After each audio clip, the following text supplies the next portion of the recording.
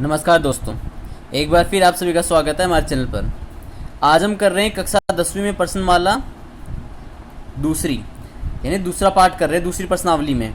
दूसरी प्रश्नावली का नाम है वास्तविक संख्याएं।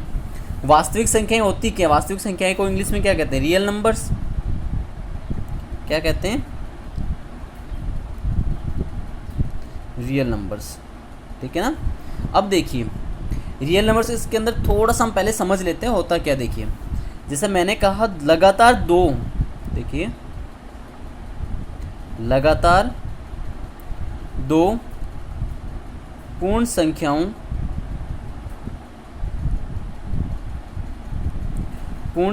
का गुणा क्या होता है?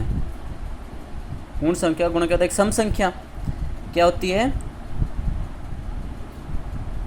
सम संख्या। ठीक है ना। जैसे देखो, मैंने कहा 15 गुणा 16। 15 गुणा 16 क्या होता है? देखिए 15 गुणा 16 कितना होता है आपका? 240। 240 क्या है? एक सम संख्या। देखिए, सम और विषम संख्या तो पता है ना आपको। 240 क्या होती है? एक सम संख्या।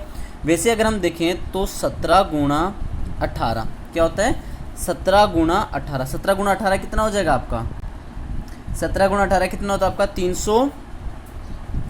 तो क्या हम ये कह सकते हैं कि n, एक पहली संख्या क्या मान लिया हमने? n गुणा दूसरी संख्या क्या हो जाएगी? n+1। क्या हो जाएगी? n+1 बराबर क्या हो जाएगा आपका? 2q। क्या हम ये कह सकते हैं कि दो लगातार संख्याओं का गुणा, दो लगातार पूर्ण संख्याओं का गुणा क्या होगा? एक सम संख्या। 2q क्या मान लिया हमने? एक सम संख्या। जो संख्या 2 से गुणा होगी वो एक सम संख्या तो होगी। जैसे मान लो 2 को 1 से गुणा किया तो 2, 2 क्या है? सम संख्या। 2 को 2 से गुणा किया तो कितना था? 4, ये भी एक सम संख्या आपकी। 2 को 3 से गुणा किया तो 6, ये भी क्या? एक सम संख्या है। 2 को किसी भी नंबर से गुणा कर लो, वो क्या होगी आपकी? एक सम संख्या। तो हम ये कह सकते हैं ना कि n गुणा n+1 बराबर क्या है? 2q। ये क्या है? एक सम संख्या। n गुणा, देखो n कोष्टक n+1 बराबर क्या हो गया आपका? 2q। इसमें कहीं कोई दिक्कत नहीं है ना। अब चलिए, अब करते हैं हम इसका पहला सवाल। ठीक है ना। देखिए, इसके अंदर क्या आपका यूक्लिड से आपको एचसीएफ और एलसीएम निकालने का बोला। क्या है? आपको एचसीएफ और एलसीएम आपका ज्ञात करना है। ठीक है ना। लेसा और मैसा ज्ञात करना है। देखो थोड़ा सा उसके बारे में हम जान लेते हैं। ठीक है ना। लेसा और मैसा क्या होता है? देखो, मैंने जिससे बोला, यहाँ पे मैंने बोला 2 और 3 का, इनका क्या करना है? लेसा और मैसा निकालना है। इनका पहले क्या ले लेंगे? लेसा। देखो, लेसा कौन सी संख्या होती है? लेसा ऐसी संख्या होती है जिसमें इन दोनों का भाग पूरा पूरा जाए।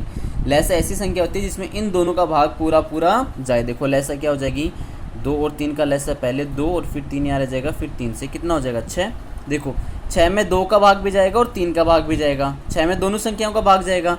लेकिन मैसा क्या हो जाएगा? ये आपका मैसा हो जाएगा, देखो 2 और 3 बराबर 2 गुणा 1 और 3 गुणा 1। मैसा क्या होता है? ऐसी संख्या जिसका भाग इन दोनों में चला जाए। ऐसी संख्या जिसका भाग इन दोनों में चला जाए। देखो, इन दोनों में कॉमन क्या आ रही है? तो इन दोनों में क्या? केवल एक ऐसा है जो कॉमन है, दोनों में आ रहा है। तो यहाँ मैसा कितना हो जाएगा? 1। 2 और 3 का मैसा क्या हो गया? 1। देखो, 1 का भाग क्या हो रहा है? 2 में भी जा रहा है और 3 में भी जा रहा है, लेकिन 6 में इन दोनों का भाग जा रहा है। ठीक है ना। ये फर्क होता है लेसा और मैसे में।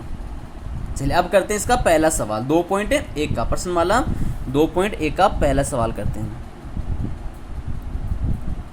प्रश्नमाला 2.1। देखो, थोड़ी सी जानकारी थी ऊपर से जो आपको पहले याद रखनी थी। ठीक है ना। अब करते हैं अगला सवाल। प्रश्नमाला 2.1 का पहला सवाल लिख लेते हैं। चलिए, अब करते हैं इसका पहला सवाल। देखिए, पहला सवाल क्या कह रहा है? दर्शाए कि एक विषम धनात्मक पूर्णांक संख्या का वर्ग कितना है? 8q + 1 के रूप का होता है, जहाँ q एक धनात्मक पूर्णांक है। ठीक है। देखिए, विषम धनात्मक क्या हो जाएगा? सम तो क्या होता है आपका? 2q। और विषम धनात्मक क्या हो जाएगा आपका?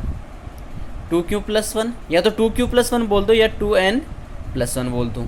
ठीक है ना। कोई दिक्कत नहीं है दोनों में। देखो, विषम धनात्मक संख्या क्या हो जाएगी? जो 2 से गुणा होने का, तो उसमें अगर उसमें 1 जोड़ दें हम तो वो कैसी हो जाती है? विषम धनात्मक।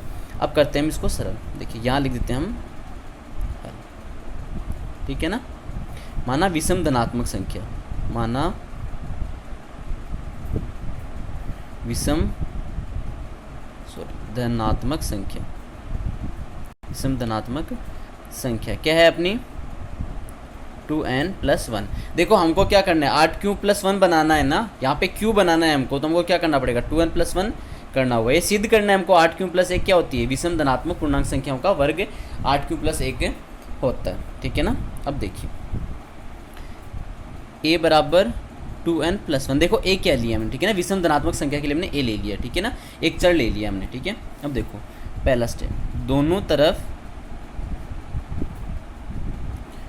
तरफ वर्ग करने पर, देखो a का तो वर्ग हो जाएगा, यहाँ क्या हो जाएगा 2n+1 का स्क्वायर। अब देखो ये तो ऐसा कैसा आ जाएगा a², लेकिन इसका क्या हो जाएगा, ये a+b का जो होल स्क्वायर होता है हमारा, उसके हिसाब से इसको खोल लेंगे हम, ठीक है। क्या होता है a² + 2ab + का b², ठीक है, यही होता है हमारा। अब देखिए क्या करेंगे यहाँ पे, 2n का whole square plus 2 × 2n × 1 plus 1 का स्क्वायर। अब देखिए 2n का कितना, 4n² प्लस 4n और प्लस 1²। देखो 1 हमें लास्ट में चाहिए था, इसमें भी, इसमें हमें 1 लास्ट में चाहिए था, तो 1 को ऐसा कैसा रख लेंगे, 1 को हम बाहर ऐसा कैसा उधर रख लेंगे। यहाँ से क्या कॉमन ले लें, दोनों में से 4 कॉमन ले लें, तो कितना हो जाएगा n² प्लस n और यहाँ पे 1, ठीक है। अब देखो आगे क्या करेंगे, इसमें से n कॉमन ले लें, n कॉमन ले लेंगे तो क्या हो जाएगा n+1 और ये प्लस का 1। देखो इसको हमने क्या लिखा था, यहाँ बड़ा ब्रैकेट लगा दे थोड़ा सा, इसको हमने क्या लिखा था, ऊपर देखते हैं हमारा, हमने इसको 2q बोला था कि लगातार 2 पूर्ण संख्याओं का गुणा कितना होता है, सम संख्या होती है एक, तो इसको 2q लिख सकते हैं हम। तो क्या हो जाएगा 4 × 2q + 1, तो कितना हो जाएगा 8q + 1, ये सिद्ध होता है हमारा। देखिए ये तो सिद्ध करवाया था ना इसने, 8q + 1 दर्शाना था हमको, और हमने यहाँ पे क्या कर दिया 8q + 1 को हमने दर्शा दिया है, ठीक है ना। ऐसा हमारा पहला सवाल, ठीक है ना। अब करते हैं हम अगले सवाल, दूसरा। चलिए अब करते हैं हम इसका दूसरा सवाल, ठीक है ना। क्या कह रहा है दूसरा सवाल, यूक्लिड विभाजन प्रमेयिका का द्वारा दर्शाइए कि किसी भी धनात्मक पूर्ण संख्या का घन कितना होता है, 9q या 9q + 1 या 9q + 8 के रूप का होता है, जहाँ q एक क्या है, पूर्णांक संख्या। ये शर्त इसने पहले रखी है। इसका मतलब क्या है, अगर किसी भी संख्या में 9 का भाग दोगे तो या तो शेषफल 0 आएगा या 1 आएगा या फिर 8 उसका शेषफल आता है, ठीक है ना। देखिए हम क्या करते हैं, सबसे छोटे वाले से लेके स्टार्ट करते हैं, सबसे छोटे % से लेके स्टार्ट करते हैं कि किस में 3 शेषफल बचते हैं, किस में 3 शेषफल आते हैं, ठीक है। देखिए सबसे पहले हम क्या लेंगे, ठीक है ना, पहले थोड़ा सा ऊपर का कर लेते हैं, ठीक है, हम समझ लेते हैं। 1 का लेंगे तो 1 के शेषफल क्या हो जाता है, 1 तो 0 और 1 हो जाता है शेषफल, या तो देखो 0 शेषफल आएगा या फिर 1 शेषफल आ जाएगा, ठीक है ना। इसके भी नहीं हो रहे 3 शेषफल, ठीक है। उसके बाद में क्या लेंगे हम, अगर हम 2 लें तो क्या हो जाएगा 0 और 1, इसका देखो 1 तो शेषफल आएगा नहीं, सॉरी 1 नहीं आएगा, इसका केवल 0 शेषफल आता है, ठीक है ना। 1 का भाग 1 में देंगे तो 0 आएगा। 2 का लेंगे तो क्या होगा 0 और 1, उसके बाद में किसका लेंगे हम 3 लेंगे तो 3 में क्या शेषफल आते हैं, एक तो 0, एक 1 और एक 2, इसमें 3 शेषफल आते हैं, इसमें हमारे 3 शेषफल आते हैं। हमने क्या ले लिया, 3 को ले लिया हमने, यहाँ से हम 3 को ले लेते हैं। अब इसने क्या बोला है, 9q + 1 और 9q + 8 का के रूप का होता है, जहाँ q एक पूर्ण संख्या है, ठीक है ना। देखिए सबसे पहले लेते हैं हम, देखो हमको q बनाना है ना, तो हम क्या करेंगे, इसको सबसे पहले n मान लेंगे, या n से लेके करें तो पहला क्या हो जाएगा आपका घन 3n का जब क्यूब करोगे तो कितना हो जाएगा आपका 27n³। यहाँ से क्या कॉमन ले लोगे आप, 9 कॉमन ले, यहाँ क्या बच गया 3n³, ठीक है ना। यहाँ लिख दोगे माना 3n³ बराबर क्यों, देखो 3n³ बराबर क्या मान लिया हमने, क्यों। अब देखिए क्या होता है, अगर इसमें जो संख्या आएगी उसमें अगर 9 का भाग दे तो शेषफल हमारे पास 0 आना चाहिए। यही बोल रहे देखो 3n का मतलब क्या होता है, शेषफल 0 ही आ रहा है। देखो n बराबर हमने क्या मान लिया, मानो n बराबर हमने मान लिया 1 है, कितना है 1 है। यहाँ कितना है, 1 को 3 से गुणा किया 3 को 9 से गुणा किया तो 27 में 9 का भाग दोगे शेषफल कितना आएगा 0, इसलिए ये किया हमने। तो यहाँ क्या हो गया, हमने मान लिया ना ये 3n³ बराबर क्यों मान लिया हमने, तो क्या हो जाएगा 9³। ये तो हो गया हमारा पहला। अब चलिए इसके पास में कर लेते हैं हम दूसरा लाइन खींच के, ठीक है ना। यहाँ कर लेते हैं दूसरा। दूसरा क्या हो जाएगा आपका 3n प्लस का 1, क्या हो जाएगा 3n प्लस का 1, 3n प्लस का 1। अब क्या करना है, इसका घन करना है ना, मतलब क्यूब करना है इसका। क्यूब करेंगे तो क्या हो जाएगा, कौन से सूत्र से खुल जाएगा ये हमारा, a प्लस बी का होल क्यूब क्या होता है, a cube plus 3a square b plus 3ab का स्क्वायर प्लस b का क्यूब, यही होता है हमारा। देखिए 3n का क्यूब प्लस 3 गुणा 3n स्क्वायर गुणा 1 प्लस 3 गुणा 3n गुणा 1 प्लस 1 का क्यूब, यही होगा। अब देखो इसको लिख लेते हैं हम 27n क्यूब प्लस नोतियाँ, फिर 27n स्क्वायर प्लस 9n और प्लस का 1। अब देखिए यहाँ पे क्या होता है, हमको देखो लास्ट में कितना चाहिए, एक तो हमें चाहिए, तो इस एक को हम यहाँ पे रख लेते हैं पहले यहाँ पे, ठीक है। और इन बाकी वाले पद से क्या लेते हैं हम, 9 को कॉमन ले लेते हैं। क्या ले लेंगे, 9 को कॉमन, 9 आ गया कॉमन। यहाँ कितना है 3n cube plus 3n square plus का n बच जाएगा आपका, ठीक है। अब देखिए इसमें क्या करेंगे, माना 3n cube plus 3n square plus n बराबर क्यों मान ले, देखो इसमें किस लिए, क्योंकि n बराबर हमने क्या मान लिया 1, तो ये कितना हो जाएगा 1, ये 3 और ये 3 6, क्योंकि 1 का क्यूब 1 होता है, 1 का स्क्वायर भी 1 होता है। 3 और 3 6, 6 और 1 7, 9 7 63 और 1 64, 9 में 1 जोड़ दिया तो 64। अब 9 का भाग 64 में दोगे तो कितना शेषफल आएगा, 1 शेषफल आ जाएगा। और हमें यहाँ क्या चाहिए था, 1 शेषफल सिद्ध करना था, वो हमने यहाँ पे कर दिया। यहाँ कितना हो जाएगा 9 क्यूब प्लस 1, ठीक है। अब देखो क्या बच गया, एक लास्ट का बच गया, क्या यहाँ पे 9 क्यूब प्लस 8। इसके लिए क्या ले लोगे यहाँ पे हम 3n प्लस 2, क्योंकि शेषफल 2 ही बचा, अब शेषफल 2 वाला बच्चा। अब इसका क्या कर दोगे आप, क्यूब। यहाँ पे तीसरा स्टेप लगा लो, क्या कर दोगे अब इसका क्यूब। इसका क्यूब करेंगे तो वही सूत्र लगेगा फिर से, a प्लस बी का क्यूब। बार बार सूत्र लिखते रहना, ठीक है ना, क्योंकि अगर बार बार सूत्र लिखोगे तो सूत्र याद हो जाते हैं, ठीक है। a cube plus 3a square b plus 3ab का स्क्वायर और यहाँ पे b का क्यूब हो जाएगा।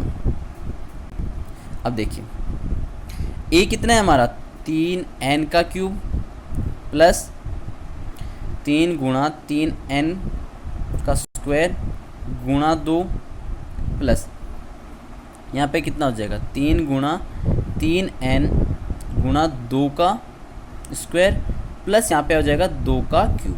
अब देखिए कितना हो जाता है 27n क्यूब प्लस यहाँ पे देखो 9 3 27, 27 दूना 54, कितना हो गया 54n स्क्वायर।